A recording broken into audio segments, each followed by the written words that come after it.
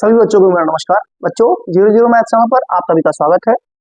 पिछली क्लास में हम लोगों ने क्लास 12 मैथ्स की एक्सरसाइज 1.1 के क्वेश्चन नंबर 5 तक सॉल्व कर लिया था और उसके पहले हमने रिलेशंस का टॉपिक भी पढ़ लिया था। आज हम लोग क्वेश्चन नंबर 6 से देखेंगे। ठीक है, तो स्टार्ट करते हैं। So that the relation R in the set 1, 2, 3। Relation क्या है? आर है और सेट क्या दिया गया? 1, 2, 3। ये दो चीजें जरूर आप ढूंढ लिया करिए। Given by R equal to, relation में देखिए क्या क्या एलिमेंट है 1, 2 और 2, 1 is symmetric but neither reflexive nor transitive. अब सबसे पहले आप देख लीजिए क्या ये रिफ्लेक्सिव है। यही देख, सॉल्व नहीं करिए, पहले देख लीजिए रिफ्लेक्सिव होने के लिए कंडीशन क्या थी कि अगर यहाँ 1 है तो 1, 1 इसमें होना चाहिए था, 2 है तो 2, 2 भी होना चाहिए था, 3 है तो 3, 3 भी होना चाहिए था, होने चाहिए थे ना सबके लिए। लेकिन यहाँ देखिए किसी के लिए मौजूद नहीं, जबकि हमारे लिए सिर्फ एक एग्जांपल ऐसा मिल जाए जिसमें रिफ्लेक्सिव की कंडीशन होल्ड ना करे तो हम कहेंगे ये रिफ्लेक्सिव नहीं है। तो देखिए 1 belongs to 1, 2, 3 but 1, 1 does not belongs to relation, इसलिए आर इज नॉट रिफ्लेक्सिव। ठीक है, अब देख लेते हैं ये सिमेट्रिक होगा कि नहीं होगा। तो यहां पर आप देखिएगा 1, 2 इसमें है तो इसका रिवर्स 2, 1 भी इसमें है। फिर इस एलिमेंट पे चेक कर लीजिए 2, 1 इसमें है तो 1, 2 भी इसमें है और कोई एलिमेंट इसमें मौजूद नहीं है, इसलिए आर इज सिमेट्रिक। ठीक है, दो एलिमेंट थे, दोनों के लिए हमने चेक कर लिया। अब देखिए यहाँ पे तीसरा ट्रांजिटिव केस, तो आप देखिए 1, 2 ले लिया इसमें से, फिर 2 से अगला कौन स्टार्ट हो रहा है? देखिए है इसमें मौजूद है 2, 1 ले लिया, मतलब जिस एलिमेंट से एंड हो, जिस कंपोनेंट से एंड हो उसी से स्टार्ट हो। जैसे मैंने 1, 2 लिया तो अगला एलिमेंट कहां से ढूंढना चाहिए? 2 से शुरू हो, तो मिल भी गया 2, 1। लेकिन देखिए क्या 1, 1 इसमें है, मतलब ये 2 और 2 हट जाएंगे, 1 और 1 इसमें है क्या? नहीं है, इसका मतलब आर इज नॉट ट्रांजिटिव। ठीक है, नेक्स्ट क्वेश्चन देखेंगे। क्वेश्चन नंबर 7 है, क्या लिखा है? So that the relation R in the set A of all the books in the library of college, मतलब एक आपके स्कूल में जैसे लाइब्रेरी है उसमें ढेर सारी बुक्स रखी हुई है, ये सेट ए क्या है? उनका कलेक्शन। अब रिलेशन क्या है? R is equal to x comma y such that x and y have same number of pages. ऐसी दो किताबें जिनमें नंबर ऑफ पेजेस क्या है? सेम है। और ऐसी बहुत सारी किताबें हो सकती है। एक्स और वाई ऐसी किताबें आपको लेनी है इस रिलेशन के अंदर जिनमें नंबर ऑफ पेजेस क्या हो? सेम। अब देखिए हम देखते हैं, पहले तो हमारा रिफ्लेक्सिव केस ही देखेंगे। इक्विवेलेंस रिलेशन चेक करना है, तुल्यता संबंध। तो आप सबसे पहले देखिए कि हमने जैसे रिफ्लेक्सिव सिद्ध करना है तो x बिलोंग्स टू ए ले लिया, कोई भी किताब उठा लिया, अगर वैसी ही कोई दूसरी किताब ले सेम टू सेम, तो x and x have same number of pages. अरे कोई किताब जैसे मैथ की किताब आप ले लिए एनसीईआरटी, दूसरी किताब भी मैथ की एनसीईआरटी ही है क्लास 10 की, दोनों में तो sir number of pages same मिलेंगे ना। मतलब एक ही बुक को अगर 2 बार रिपीट कर दे तो कंडीशन होल्ड कर रही है, नंबर ऑफ पेजेस सेम होंगे। इसलिए कोई भी किताब आप उठा लो,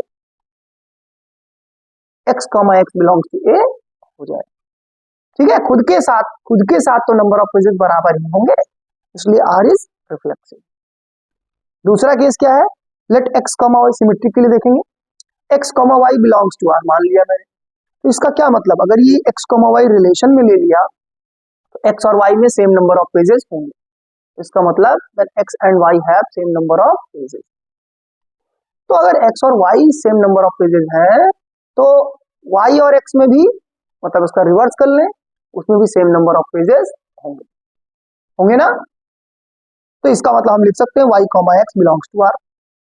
ठीक है, x, y belongs to r लिया था, y, x belongs to r सिद्ध कर दिया, प्रूव कर दिया for all x, y belongs to a, कोई भी ले लीजिए, तो इसका मतलब R is symmetric. Next case देखते हैं ट्रांजिटिविटी का, संक्रामकता का। मान लीजिए x, y belongs to r and y, z belongs to r, तो आप जानते हैं अगर x, y belongs to r तो x और y के पास तो सेम नंबर ऑफ पेजेस होंगे, मान लो 500 पेजेस। और फिर आपने लिया, मतलब x में भी 500 पेजेस, y में भी 500 पेजेस, और फिर आपने ले लिया y, z belongs to r, इसका मतलब y और z में भी सेम नंबर ऑफ पेजेस। तो y भी कितने थे 500, तो z में भी कितने होंगे 500, तो x में भी 500, z में भी 500, मतलब सेम नंबर ऑफ पेजेस। इसका मतलब है कि आपका x, z belongs to R होगा। ठीक है, देखिए इसका मतलब है x, z belongs to R होगा for all x, y, z belongs to, और ऐसा अगर प्रूव कर लिया आपने तो R इज ट्रांजिटिव। अब सिंस आपने क्या प्रूव कर दिया, R is reflexive, symmetric and transitive, इसका मतलब R is an equivalence relation. ठीक है, इसके बाद देखिए क्या देखेंगे हम लोग, क्वेश्चन नंबर 8 है, और क्या लिखा हुआ है question number 8, so that the relation R in the set A is equals to 1 2 3 4 5 given by R is equals to A comma B such that A minus B is even is an equivalence relation। तुल्यता संबंध prove करना है, so that, फिर क्या show करना, so that all the elements of 1 3 5 are related to each other and all the elements of 2 4 are related to each other, but no element of 1 3 5 is related to any element of 2 4। ठीक है, मतलब इसके जितने भी element है खुद से related है, इस वाले सेट के जितने एलिमेंट है वो खुद से रिलेटेड है, इसी सेट से रिलेटेड है, लेकिन इस वाले सेट और इस वाले सेट के एलिमेंट्स आपस में रिलेटेड नहीं। ठीक है, तो चलिए स्टार्ट करते हैं। देखिए आप लोग सबसे पहले सेट ए लिख लीजिए, रिलेशन लिख लीजिए। अब अगर मैं इन एलिमेंट्स को लेकर के इसमें सारी वैल्यूज निकालूं जितने भी ऑर्डर पेयर है, कुछ इस तरीके से आएगा। फिर आप अगर सबके लिए चेक करने जाएंगे तो सारे एलिमेंट्स बिलोंग करने चाहिए। देखिए इसमें 1 1 2 2 3 3 4 4 5 5 इसमें तो रिफ्लेक्सिव हो गया। अब कंडीशन आती है कि सिमेट्रिक कैसे दिखाएं, तो फिर से हमको ढेर सारे एलिमेंट लिखने पड़ेंगे। तो ये तरीका आसान तो है लेकिन बहुत लेंदी है, तो हम लोग एक ऐसे मेथड से चलेंगे जो आपका स्टैंडर्ड मेथड है, जर्नल मेथड। तो देखिए जो स्टैंडर्ड मेथड है वो क्या है, हमने ले लिया for all x belongs to A। आप कोई भी एलिमेंट उठा लीजिए, कंडीशन क्या दिखानी है, A minus B is even. तो अगर x माइनस एक्स करोगे तो क्या आएगा आंसर, 0 आएगा। खुद को खुद से माइनस करोगे 0 आएगा, और 0 क्या होता है हमेशा, विच इज इवन। कोई भी एलिमेंट उठा लो, 1 ले लोगे 1 माइनस 1 0, 2 ले लोगे 2 माइनस 2 0, 3 ले लोगे 3 माइनस 3 0, 4 माइनस 4 0, 5 माइनस 5 0। इसका मतलब R इज रिफ्लेक्सिव। देखो आसान है, बहुत कुछ लिखना नहीं पड़ा, आपको खाली एक कंडीशन याद करनी थी, कोई खुद से सेपरेट करेंगे अगर किसी नंबर को तो 0 आएगा और 0 इवन होता है। ठीक है, अब देखिए सिमेट्रिक के लिए क्या करेंगे, उसके लिए भी बहुत आसान है। आप x, y belongs to R ले लीजिए। ठीक है, x, y belongs to R ले लीजिए, इसका मतलब x minus y is even. अगर माइनस कॉमन ले लेंगे, माइनस कॉमन ले लेंगे तो भी तो इवन ही रहेगा, अभी माइनस बाहर तो लाए नहीं। अच्छा आप जानते हो कि अगर जैसे माइनस का 4 इवन है तो माइनस गायब कर दें तो बचेगा 4, ये भी तो इवन होगा। ठीक है, और आप जानते हो मॉड से माइनस ऐसे ही गायब कर सकते हैं, तो y माइनस एक्स भी क्या आ गया, इवन। अब देखिए जब x, y belongs to R था तो x माइनस वाई का मॉड इवन था, और यहाँ आपने क्या शो कर दिया, y माइनस एक्स भी इवन है। इसका मतलब y, x belongs to R होगा for all x, y belongs to A। जब आपने ऐसा प्रूव कर दिया इसका मतलब है कि R इज सिमेट्रिक। ठीक है, अब हम लोग 3 केसेस लेके चलेंगे। देखिए क्या क्या लेट कर लेते हैं, x minus x, y belongs to R और y, z belongs to R। इसका क्या मतलब हुआ, x minus y is even, और दूसरा y minus z is even, होगा कि नहीं होगा। अब यहां पर आप देखिए कि अगर x माइनस वाई ये इवन है, जैसे आप लिखिए मान लीजिए मॉड 6 इवन है, तो क्या 6 इवन नहीं होगा, ये भी तो इवन होगा। तो हमने क्या कर दिया कि x अगर ये इवन है तो ब्रैकेट हटा देंगे तब भी क्या बचेगा, इवन ही बचेगा। ठीक है, और यहां पर देखिए y minus z is even, तो y minus z is even, इसका मतलब है कि आप देखिए मॉड हटा दें तब भी इवन रहे। अब दो इवन नंबर को अगर आपस में जोड़ दें, जोड़ दीजिए तो भी तो इवन रहेगा। अगर 4 + 6 कर दें, 4 इवन है 6 इवन है तो 10 आएगा, 10 तो इवन ही होता है। तो इसका मतलब यहाँ देखिए y से y कैंसिल हो जाएगा, क्या बचेगा x - z इज इवन। अब अगर कोई नंबर इवन है तो उसका मॉड भी इवन होगा। तो इससे क्या प्रूव हो गया, x, z belongs to r होगा। और जब आपने ये सिद्ध कर लिया x, z belongs to r होगा, इसका मतलब r इज ट्रांजिटिव। देखिए इसका मतलब है r इज ट्रांजिटिव। तो आपने सिद्ध कर दिया r is reflexive, symmetric and transitive. इसका मतलब r is an equivalence relation. ठीक है, तो ये इक्विवेलेंस रिलेशन प्रूव हो गया। अब इसमें जो आगे का केस था, मान लेते हैं जो सेट 1, 3, 5 था वो a। अब आप बताइए, आप जानते ना ऑड से ऑड को माइनस करेंगे तो इवन आता है। तो यहाँ देखिए सब ऑड है, ऑड को ऑड से माइनस कर लीजिए, आपको हमेशा क्या मिलेगा, इवन। तो उसका मॉड भी क्या हो जाएगा, इवन। इसका मतलब each element of this related to each other, इस सेट के अंदर, सेट ए में। ठीक है, अब दूसरा देख लीजिए, बी वाले में 2 और 4 है, इवन नंबर्स है। तो देखिए each element of be even number and even minus even आप जानते हैं क्या आता है, इवन। तो मॉड भी क्या हो जाएगा, इवन नंबर। आपका रिलेशन तो यही है, इवन आना चाहिए। इसका मतलब इसका एक हर एक एलिमेंट खुद से रिलेटेड, मतलब इस सेट के एलिमेंट से रिलेटेड है। ठीक है, अब आप देखिए अगर ए और बी की बात करें, ए में ऑड नंबर है, बी में इवन नंबर है, अगर इनसे इसमें एक रिलेशन दिखाएंगे और इवन आ जाए, ऐसा पॉसिबल नहीं। देखिए ऑड माइनस इवन करेंगे तो आंसर हमेशा क्या आएगा, ऑड आएगा, इवन नहीं आएगा। आप जानते हैं अगर मैं एलिमेंट ले लूंगा तो इवन माइनस ऑड करो या ऑड माइनस इवन करो, आंसर इवन नहीं आने वाला है। इसलिए हम कह सकते हैं no element of A is related to any element of B. ठीक है, तो हमने सारे एलिमेंट यहाँ मेंशन नहीं किए, रोस्टर फॉर्म में मेंशन नहीं किए, बल्कि सेट बिल्डर में ही लिख के हमने इसको सॉल्व कर दिया। और ये स्टैंडर्ड मेथड, आप ऐसे ही करिएगा। थोड़ा टफ लग सकता है बट आप ट्राई करिए ऐसे लिखने की। ओके, नेक्स्ट क्वेश्चन देखते हैं। क्वेश्चन नंबर 9 है, क्या है question number 9, so that each of the following relations R in the set A is equal to, देखिए x belongs to z integer है और 0 से लेकर के 12 तक 12 तक, गिवन बाय रिलेशन क्या है, r equal to a, b such that a minus b is multiple of 4। ठीक है, मल्टीपल ऑफ 4। तो आप देखेंगे पहला हम रिलेशन प्रूव कर रहे हैं, दूसरा आपको खुद करना है, बहुत आसान है। दूसरे रिलेशन में लिखा है a इक्वल टू b। तो देखिए पहले हम a equal to x such that x belongs to z such that 0 less than equal to x less than equal to 12 ले लिया, और रिलेशन क्या ले लिया, r equal to a, b such that mod a minus b is multiple of 4। तो अगर आप फिर से देखिए, अगर x बिलोंग्स टू, इसमें कोई भी एक x ले लीजिए और उसको खुद से माइनस करिए। ये खुद से क्यों माइनस कर रहे हैं, क्योंकि रिफ्लेक्सिव दिखाने के लिए खुद से ही रिलेशन दिखाना पड़ेगा, मतलब दो जगह खुद को लेना पड़ेगा और फिर रिलेशन आपको कंपेयर कराना पड़ेगा। इसीलिए हम लिख रहे हैं for all x belongs to a, x minus x 0 आएगा विच इज मल्टीपल ऑफ 4।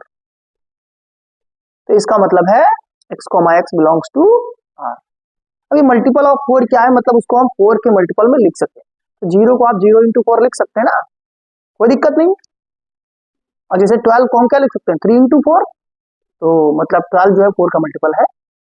ठीक है, तो r इज रिफ्लेक्सिव प्रूफ हो गया। अगला है लेट x, y सिमेट्रिक के लिए क्या करेंगे, जस्ट रिवर्स। और फिर देखिए अभी पीछे आपको मॉड का केस समझाया था, वैसा ही कुछ यहाँ लगेगा। मान लेते हैं x, y belongs to r, then x minus y is multiple of 4। अब अगर x minus y multiple of 4 है तो माइनस कॉमन ले लेंगे, तब भी तो मल्टीपल ऑफ 4 रहेगा, और आप जानते हैं मॉड से माइनस गायब हो जाता, तो y minus x is multiple of 4 आ गया। देखिए जब लेके चले थे तो x, y belongs to r, तो ये लिखा था। अब इसका रिवर्स मिल गया y माइनस x, तो हम क्या लिख सकते हैं, y, x belongs to r, और all x, y belongs to a। इसलिए हम कह सकते हैं r इज सिमेट्रिक। अब ट्रांजिटिव के लिए आपको तीन केसेस देखने पड़ेंगे, मतलब दो एलिमेंट लेने पड़ेंगे। Let x, y belongs to r, y, z belongs to r। इसका मतलब x माइनस y भी मल्टीपल ऑफ 4 है, y माइनस z भी मल्टीपल ऑफ 4 है। जो रिलेशन दिया वही कंडीशन होल्ड कराएंगे। तो मॉड हटा देंगे तो भी तो मल्टीपल ऑफ 4 रहेगा, यहाँ भी मॉड हटा दिया तो मल्टीपल ऑफ 4, दोनों को ऐड कर दें तो भी तो मल्टीपल ऑफ 4 रहेगा। इसलिए क्या प्रूव हो गया, x minus z is multiple of 4। तो यहाँ हम लिख सकते हैं mod x minus z is multiple of 4। ठीक है, इसका क्या मतलब हुआ, x comma z belongs to r, for all x comma y comma z belongs to r, इसलिए हम कह सकते हैं कि r इज ट्रांजिटिव।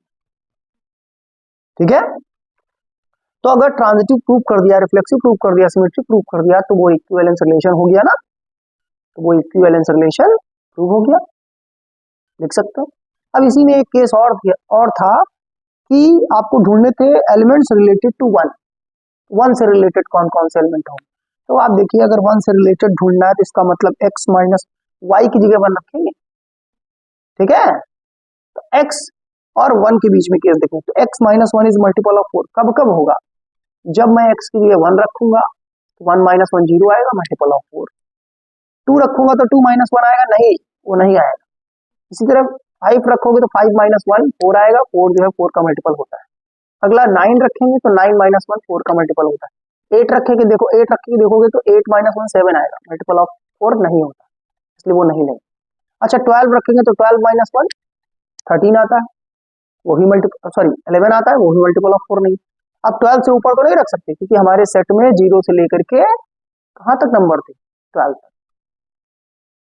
ठीक है, अब आप देखिए तो द रिक्वायर्ड सेट क्या हो गया, 1 5 9। ठीक है, सेकंड पार्ट आप खुद से करें। क्वेश्चन नंबर 10 देखेंगे। क्वेश्चन नंबर 10 क्या कह रहा है, आपको गिव एन एग्जांपल, यहाँ पर give an example of a relation which is symmetric but neither reflexive not transitive. तो देखिए यहाँ मैंने आपको लिख दिए हैं, कंडीशन भी बता देता हूँ कि आपको जैसे सेट भी बताना पड़ेगा और रिलेशन भी। आपको सिमेट्रिक देखना था तो आप सिर्फ सिमेट्रिक पर ध्यान दें, जैसे 1 2 लिया तो 2 1 लिया। अब आप देखिए ये दोनों सिमेट्रिक है। रिफ्लेक्सिव नहीं लेना था तो देखिए 1 1 नहीं है, ट्रांजिटिव नहीं लेना था तो देखिए 1 2 है, 2 1 है तो 1 1 नहीं, या 2 2 नहीं। ये कुछ एग्जांपल्स मैंने लिख दिए हैं, देख लीजिए। इसमें क्या दिखाना था, transitive but neither reflexive not symmetric. तो देखिए ट्रांजिटिव दिखाना था, रिफ्लेक्सिव ना हो। रिफ्लेक्सिव ना होने के लिए तो आप सीधे सीधे उस एलिमेंट का सेम ऑर्डर पेयर ना रखें, जैसे 1 1 ना हो, 2 2 ना हो ऐसे। और सिमेट्रिक के लिए आप जानते हैं रिवर्स एग्जिस्ट ना करें, तो इसको आप खुद वेरीफाई करेंगे कि सही लिखा है गलत लिखा है।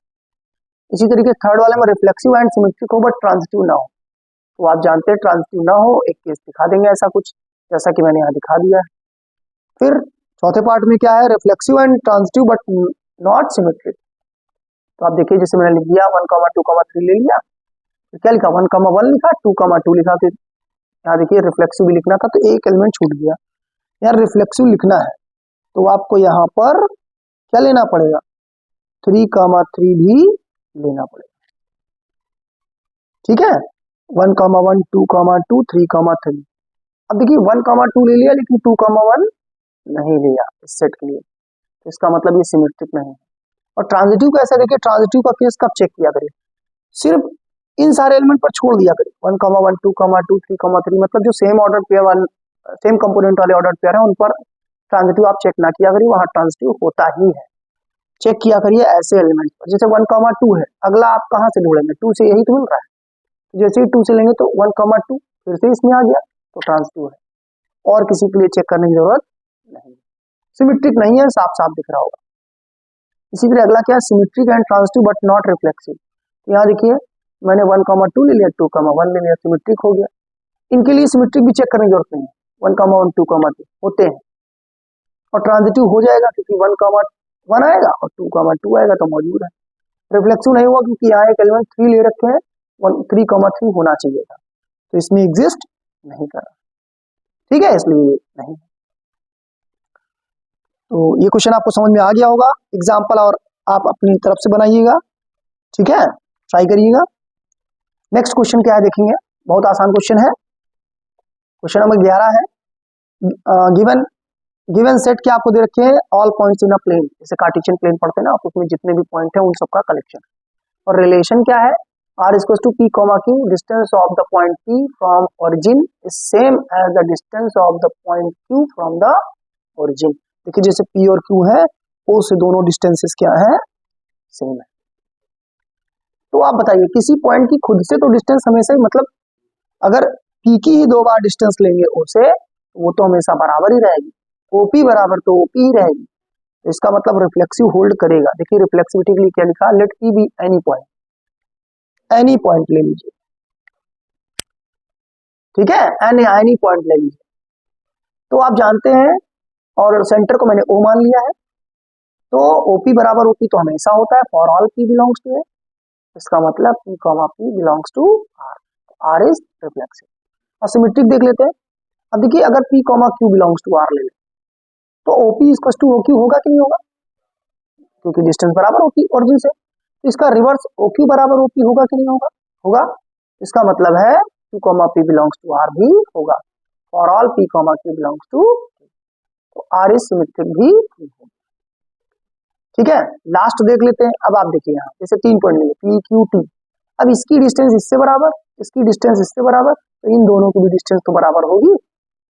इसका मतलब क्या निकल के आ गया, देखिए यहाँ पे ट्रांजिटिविटी के लिए क्या किया, अगर मैं ये 2 पॉइंट इसमें मान लूं तो OP बराबर OQ एंड OQ बराबर OT, तो फर्स्ट और थर्ड भी आपस में क्या हो जाएंगे, बराबर।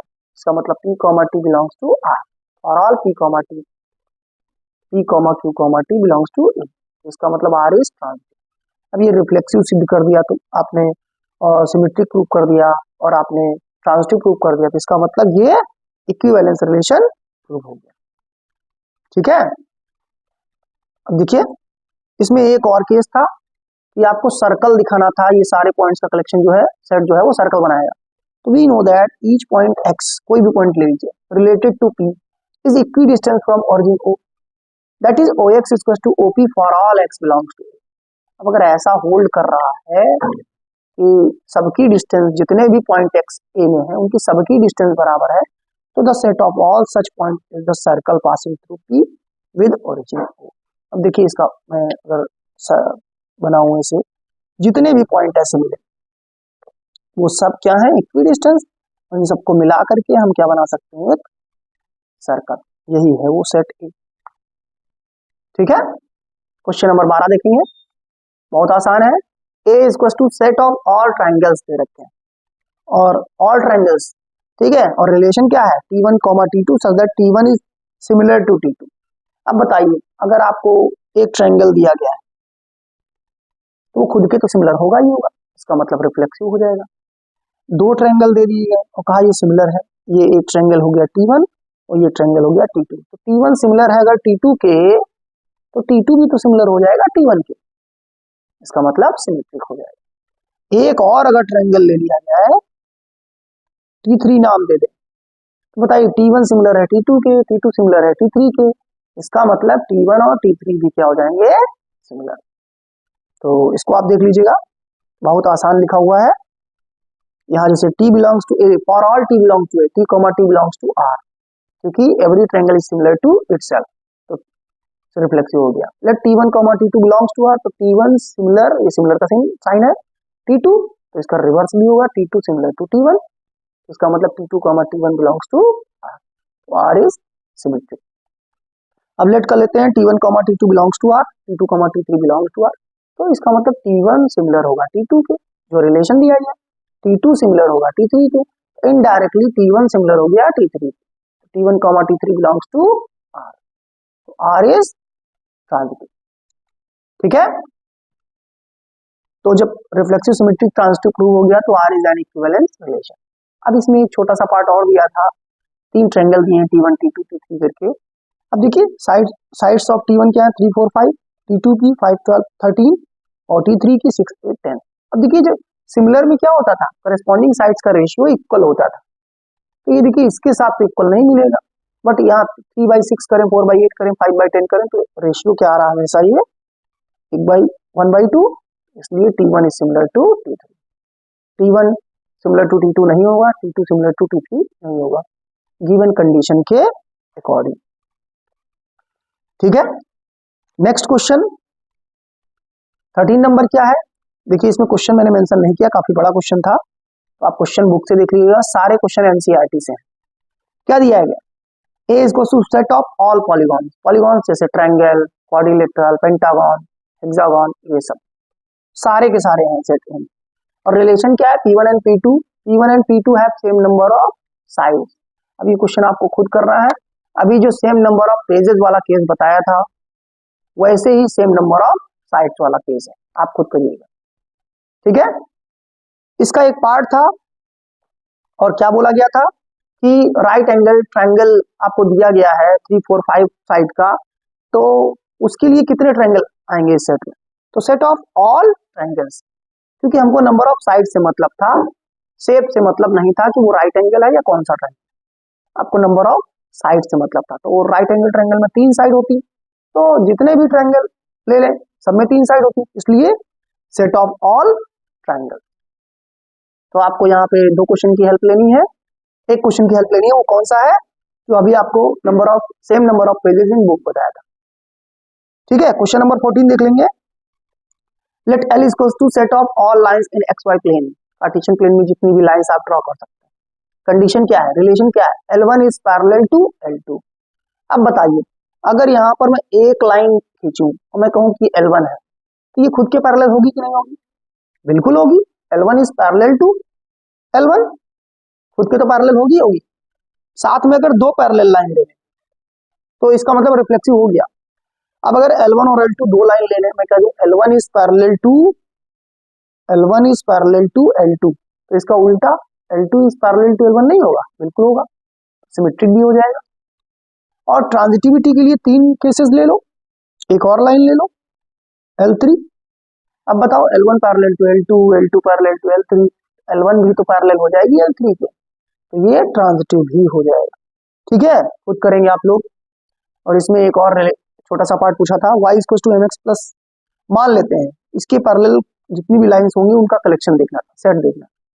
तो देखिए जो पैरेलल लाइंस होती है उनकी स्लोप इक्वल होती है, तो y equal to mx plus c, m क्या होना चाहिए 2, जितनी भी लाइन में 2 आएगा वो सब के सब इसके पैरेलल हो, तो the set of all lines parallel to y equal to 2x plus 4 is equal to y equal to 2x plus c आप कोई भी बदले, बस स्लोप जो है, प्रवणता जो है वो 2 है, ठीक है, तो ऐसे हो जाएगा।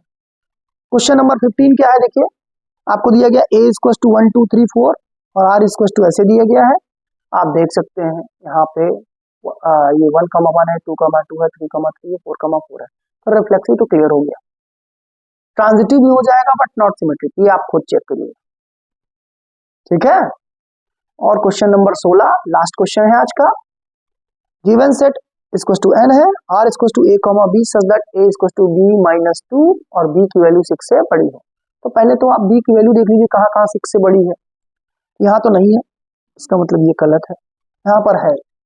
अब 8 रख के देख लीजिए, 8 रखेंगे यहाँ, 8 माइनस 2 करेंगे 6 आएगा ना कि 3 आएगा, तो ये देखिए यहाँ का 8 रख लीजिए, 8 माइनस 2 करेंगे 6 आएगा, मतलब ये वाला ऑप्शन सही है।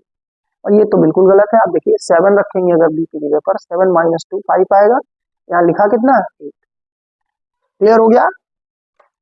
तो आज ये एक्सरसाइज 1.1 कंप्लीट होती है, आप लोग इसको अच्छे से रिवाइज करिएगा, कोई प्रॉब्लम हो तो कमेंट करिएगा, अगर आपको ये वीडियो अच्छे लग रहे हो इसको सब्सक्राइब और शेयर करिएगा, ठीक है, धन्यवाद।